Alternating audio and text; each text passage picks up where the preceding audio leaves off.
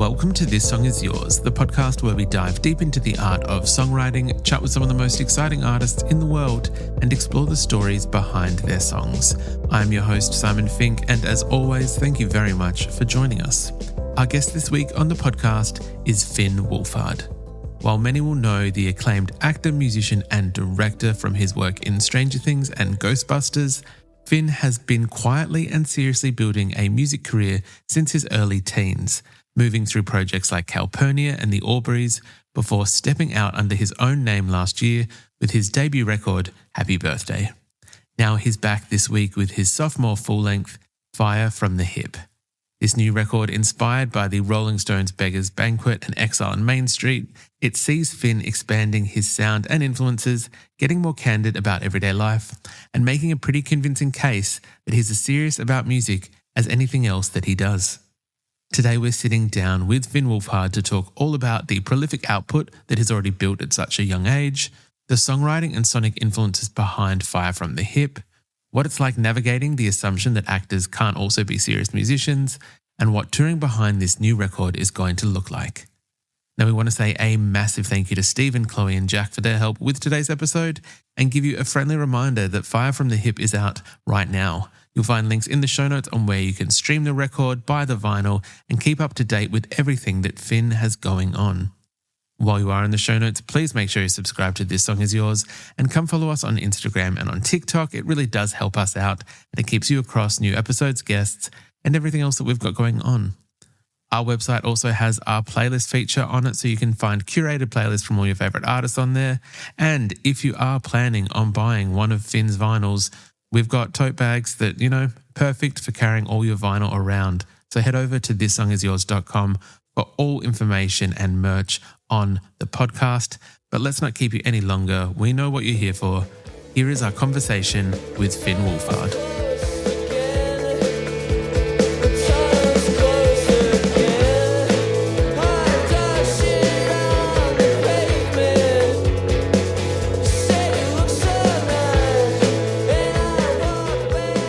Please welcome to This Song Is Yours, Finn Wolfhard. Finn, hello, sir. How are we?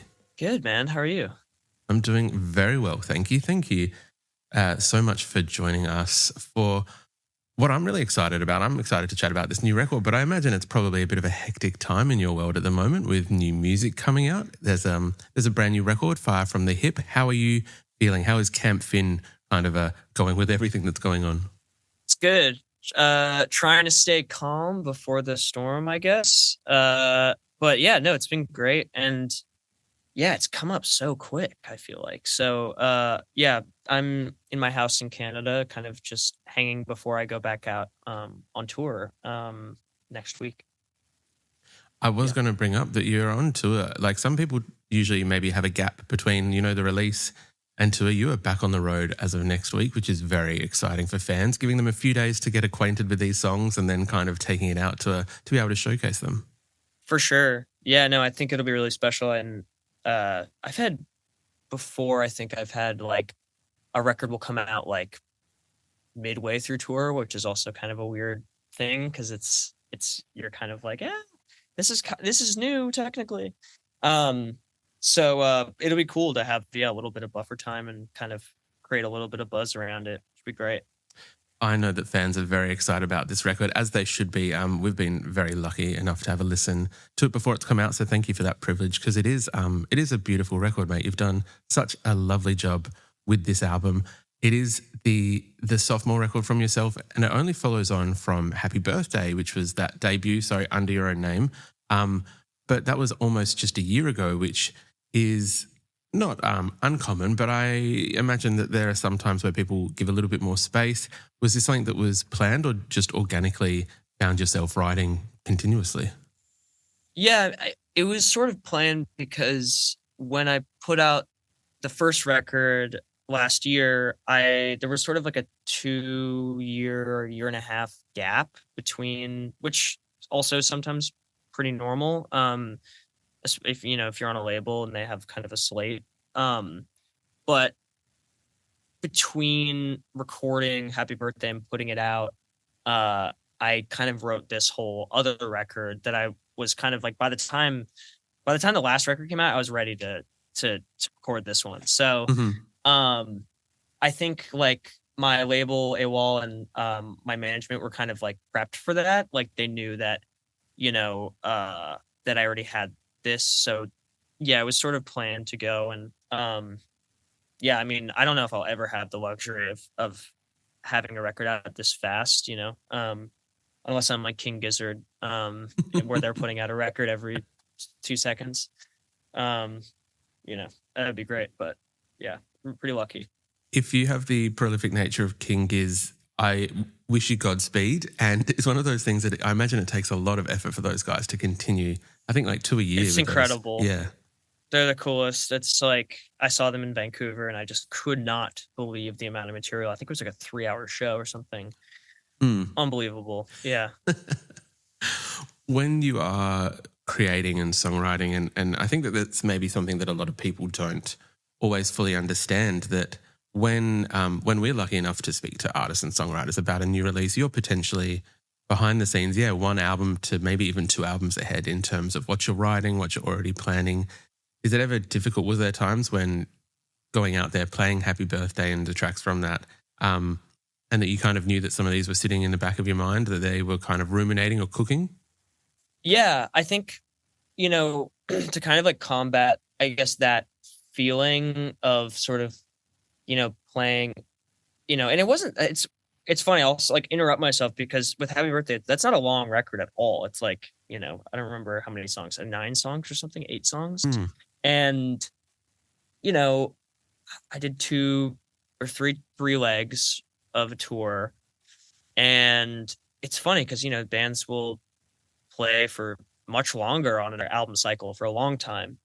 And for me, it was like, I think I get bored of stuff very easily. I just want to keep moving on and keep playing new material. And what was great about the backing band that I have, is that they're amazing at sort of finding new ways to play the songs. And also I think what was nice was that I was able to kind of come in and go, I have this new song that I want to put on the next record. Let's test it out live. And that was kind of the catalyst to also recording the sophomore record, was because we found a really good rhythm when we were on tour, where we would just, even in sound check, we would play these songs together live and sort of figure them out. And then it kind of became very clear to me on the Europe tour of the Happy Birthday run, where I was like, we're basically playing a bunch of new songs live. So why don't we just take that, what we have had and what we have together, and make a record. So that's kind of why, like, we recorded a lot of it live. And kind of the tour aspect of everything kind of, influenced the recording and vice versa. I kind of love that, though. I feel that there are times where you can have a song or a piece of a song, whatever it may be, and if it's over-polished, if it's overworked, if you're sitting with it for too long, it kind of loses that spark. It loses the fun kind of chemistry that it has. And I imagine that taking it from that live space so quickly and then being able to take it into the studio allows that energy to kind of still remain almost. 100%. Yeah. And like, to me, it was all about trying to keep that kind of that spirit of the live shows, and like quickly kind of capitalize on that feeling, but also at the same time knowing like when to kind of hit the brakes and it not to feel like it was super rushed. Because also then there's the other side of that, which is you're doing things and maybe you miss something that could have been better or whatever. But I think for a record like this, it was really, I think it really beneficial that we kind of went right into it kind of between tours. And kind of, I mean, a big inspiration kind of was, like Neil Young, Rust Never Sleeps. Like that's a record that he obviously, like, it's him and Crazy Horse and his backing band, and he's playing live. Like that record is like, some songs are him playing live. Some songs are him in the studio with people. And that kind of was in my head when we were touring, of just like, yeah, like why not, kind of try to take what we have right now and release it as soon as possible. 100%. I'm wondering whether you might indulge me, as you've probably picked up on, we are a songwriting podcast, that there was some songs on this record. It's funny you do bring up Neil Young, because one of my favourite tracks, I will admit wholeheartedly, and I think it's maybe known for people who listen to the podcast, I do love a slide guitar. I'm a sucker for a good slide guitar. You know, Wilco, Waxahachie, Mr. Neil Young himself. Wondering whether you might talk me through Lights Go Down, my favourite track on the Absolutely. record. Gorgeous, gorgeous track. Wondering, sharing where that came from or what inspired it. Yeah, that was like, I lived in LA for a year, and it was, I think, 2021 or something. And I remember going and sitting down with a few friends and seeing the Robert Pattinson, Matt Reeves Batman movie. And I remember sitting there, and it was like one of the first times I knew I was always an anxious person, that anxiety was always before any emotion for me. Like any complicated emotion would always get, anxiety was the first emotion there. And like, I would always think that it was only anxiety. And then I kind of like was sitting in the Batman watching it, and it had nothing to do with the movie. It had nothing to do with anything. It just was this feeling of like, wow, like first of all, I fell asleep in the Batman, which is crazy because I've since watched it and really love it. And like, obviously like love like at the time also loved superhero movies. I've since, kind of grown away from it, but like, there was no reason, I guess, is what I'm saying, for my reaction. I remember being really confused because there's a lyric, I think, in the song that says I woke up halfway through, and it's like, I just remember waking up and being like, oh, I think I'm depressed. I think that's what this feeling is, where I feel pretty empty. Like I'm falling asleep at things that I should be, that I feel like I should be enjoying. And so, yeah, it was sort of, but then I also found that there was a lot of humor in it too, because I just was, there's something funny about falling asleep and in a movie, and kind of that being the catalyst, or that being the thing that, oh, I think I'm sad. I think that's how I figured out I was depressed, was falling asleep. But yeah, and so I kind of just started writing this song, and it's sort of, I think I was listening to a lot of this band, the Strange Boys, and they were great. And there's a song called Death and All the Rest, and I kind of was playing, it's like a C, shape chord, and or a C7 or something, and it kind of just turned into this like, little country tune. And I think I also Manning Fireworks had just come out, and I was listening to a ton of a lot of like AM Wilco, like Being There Wilco. I was listening to a lot of MJ Lenderman. I was listening to a lot of Neil Young, and kind of this rock and roll meets kind of this country influence. So kind of all just kind of blended together, and that's how it was written, I guess. I kind of love that, though. Thank you for giving us those insights. And look, in all fairness, I think that while it is a great movie, that is a very long movie as well. I don't think there should be any shame in falling asleep during that movie, during Batman. It's long. I remember, what was amazing though, is the next time I saw that movie was in Italian, on Italian TV with my family. We were on a what's it called, a family vacation, and we all went to Italy, and we were in a hotel room, and the Batman was playing on HBO Italy. And I remember watching it and going, it was all in Italian, and I was like, this is the way everyone should watch this movie. Somehow the Italian dub, go out and watch the Italian dub of the Batman. It's the most specific thing ever. I'm telling you, it changes things. It changes things for that film. I'm actually so excited. I can imagine that maybe some of the not even the pronunciation, what's the word, like the tone of voice, and maybe whatever it is. There's a sort of, the whole movie's so very brooding and very, very quiet. But then when you have the Italian, it's very hard for the Italian dub to not be like, like everything is just like up, and you're watching it and you're going, oh my God, this is amazing. But yeah, I remember watching that. What I will do for people listening, along with links to purchase stream Fire from the Hip, I'll put a link in for people to find the dub of Batman or clip in of the Time. dub. Yeah. Yeah. I'd be curious to know, and please decline to answer if you would not like to. Writing about such things as depression and addressing those things can always be confronting for a songwriter, and always can be that thing of how do you find that balance of what you're comfortable with sharing and, what is personal to yourself. As many people would be aware, and I don't really want to focus on it too much for this chat, but along with your music career, you are a very well-known actor. People would know you from Ghostbusters, from Stranger Things. One of my favourite is being young Richie, the alter... Yeah. Not the alter ego, but, the fact that it's you and Bill Hader as the same person is like, it warms my heart. I love you and Me Bill too. Hader, so fantastic.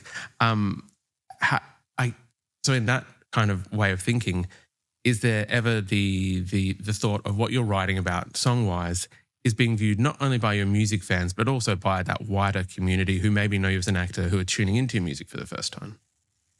Yeah, I think it's funny because I wouldn't be talking to you now if it wasn't for acting. And so like I'm really lucky that I that's such a gigantic part of my life. And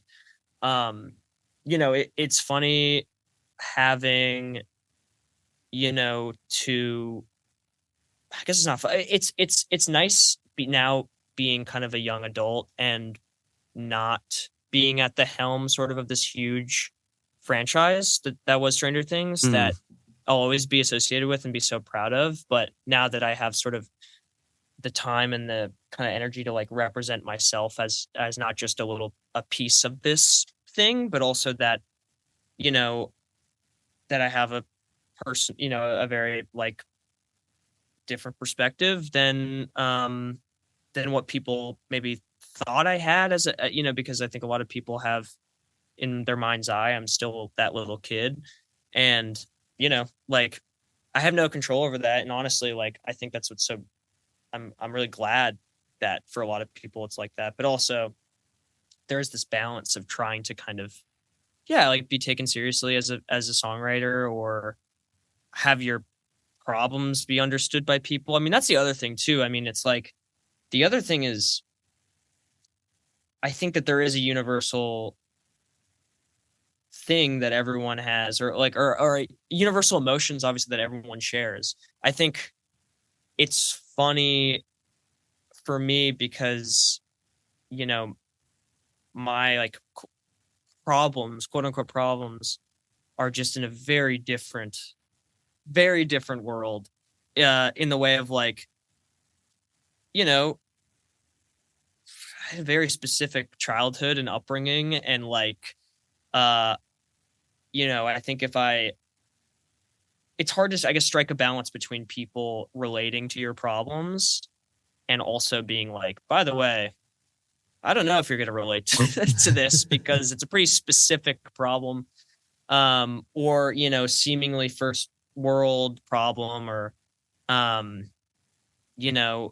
so I try to be as self-aware as possible as well when I'm writing, because I want music also especially to be a universal thing that like all age groups can like and enjoy and relate to and feel like they're seen by it and have a great time listening to and watching a show. But also, knowing sort of how it all started for myself as an actor, and also being able to play a show if there's, fans of mine that are actor fans that, bring a friend that doesn't know who I am, that's more of a music fan or something. Like, my job is to try to keep those people in the room and keep them as entertained as possible, and kind of also trying to, put on as best a show that I can, with no preconceived notions and no kind of thought about anything else, and just having this experience, this singular experience. So yeah, I mean, I think it's all kind of a funny, complicated web of things, but I'm, very lucky. It's something that I think, though, that and while there were many, and this is not to disparage these two lovely people either, I know that obviously there were a few musically inclined people on Stranger Things in the form of Joe and Maya. And while, again, not disparaging them, they have fantastic careers, fantastic output of discographies. I feel that even as an outsider, speaking only personally for myself, that there was always a knowledge that you yourself, even as a young man, a young teenager, were interested in making music as well, because they're almost like alongside with each season that came out. There was The Aubreys, there was Calpurnia. We had the lovely Lunar Vacation on the podcast a few years ago, who I think you've collaborated with as well. Yeah, they're like best friends of mine, yeah. Lovely, lovely people. It genuinely seems, though, like this is something that has been almost like working alongside in tandem. It isn't something where you've gone, just kind of referring to what you're saying in terms of the first world problems. And I know some people go, actor and musician, and there's like a preconceived notion. I think, again, only one man's perspective, that you've kind of escaped that, only because it looks like you've been putting in the hard yards and the work for years that have been going alongside those acting jobs. Well, that's nice to know. And like, I think, or nice to hear at least. And I mean, I think also, it's like everyone just sort of has their different way of at least in this scenario, their own like really their own perspective. It's all you have. And like for me, as someone who grew up in a very adult world at such a young age, that I was really lucky to have older people in my life that were really positive influences, and that I didn't really have anyone that was like a bad influence per se. But just this idea of like, I mean, I think I've known what I've wanted to do from a very, very young age, and I hope to just keep doing what I'm curious about and really feel like I am, what I'm drawn towards and what's personal to me. And it's one of those things where, I'm gonna keep making music, whether people like it or not. You can choose to listen to it or not, but I hope that people connect with it in a way. And definitely. I think that the reason why your music connects with people, though, is because you are looking at evolving each and every time with each of those bands that I just mentioned, and even Happy Birthday versus Far From the Hip Now. Like there is an evolution of sound and sonics, like adding more of those like slide guitars as we discussed. I think, golly gosh, what was it? The final closing track, Good Morning, that was almost like, to me, like a 70s singer-songwriting kind of vibe, which was like a different thing as well, which it's exciting to see that there's no fear in terms of molding and shaping. Like it's not a drastic shift. We're not getting a Finn Wolfhard drum and bass track, but like it's that natural evolution kind of thing. Yeah, there's some things I know I should not do. Like, but I think like, you just introduce little things and like the more I guess not mature, but the more things that you are inspired by, I guess, and the more you can kind of pick what feels right to you to incorporate into your own, music. And I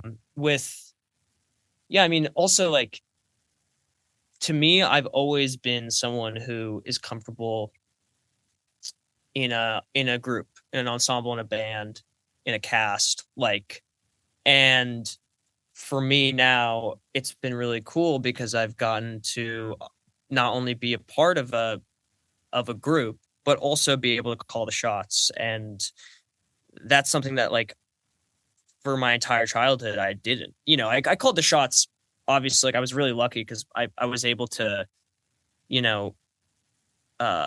do the things that I wanted to do and stuff. But as a young actor, you're being told where to stand, what to say. And it's nice to be able to kind of, choose your own adventure, I guess, in that way. 100%. I know that there is a lot of excitement around this record coming out. And as we mentioned, you are heading out on tour as of next week. which we'll make sure those tour dates are in the show notes as well. Is there a specific song that you're looking forward to debuting live, or maybe you've already kind of played live, but off this record that you feel really kind of has that moment to shine when it's in the live setting? Yeah, I mean, I'm honestly like excited about the kind of louder songs. Like, I love playing fast and loud, and you know, for me, like I'm excited for any of the songs sort of that have a lot of energy. I mean, I love the slow songs too, but like the most fun to me playing live are the ones that have the most energy, because I think that it's where I kind of blow off the most steam and have the most fun. So yeah, I'm excited. There's not really like a specific song. I guess I always like playing. I mean, we've been rehearsing a little bit, and the ones I've always liked playing the Good Morning, which has been really nice because I kind of get to take a little like breather and kind of just sing. And yeah, it's a nice transitional song, I think, in the set. So I'm excited for that. Very excited to see how these live shows play out. I know that there are quite a few across the US throughout July. There's a handful of dates, festival run dates, in August, and then more in the US in October. So we'll include all of those in today's show notes for people to be able to access tickets and buy them. Might be a little bit of an obvious question that I have to selfishly ask myself. Maybe at some point, maybe next year, can we expect to see you down here in Australia in support of the record? I would love to. I think that would be so awesome. I've really been wanting to come to Australia for a long time, and I feel like it's a good opportunity to do it. So hopefully next year, yeah. I'm hoping that we can maybe, work something out, get King Giz somewhere on the similar lineup at a festival. That would be amazing. Oh my God, yeah. Lastly, Finn, we usually ask our guests what they're currently listening to. I want to say that you almost have anyone might have seen this on YouTube. I think the What's in My Bag, the Amoeba session, and other such kind of media, that you have an old soul's taste in music. Wondering whether you might share with us what you're currently listening to at the moment. For sure, yeah. I guess I've been listening to, I've been getting, this is someone obviously that is so, like such an iconic person that I like didn't listen to much as when I was little, that now I'm getting to as like an adult, is like Tom Petty. And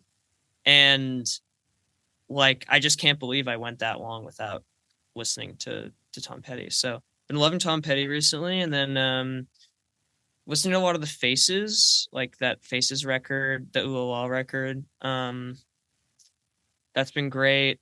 Because it's summer, so it's kind of a perfect summer record. And yeah, I think like those are the things I've been kind of running the most. I feel like though there was one song that I heard the other day. Oh, you know who's been awesome that I've been listening to recently is Wonder Horse. I really like them. I think they're great. So I'm listening to them, and yeah, those have kind of been the top of the order. Some excellent selections there. I think there's like a bit of variety in terms of Wonder Horse, obviously one sonic sound, and then Tom Petty. Different kind of like ball game, but like you can see that there are some connections there between the two, I feel. Yeah. Yeah, we'll say that. Yeah.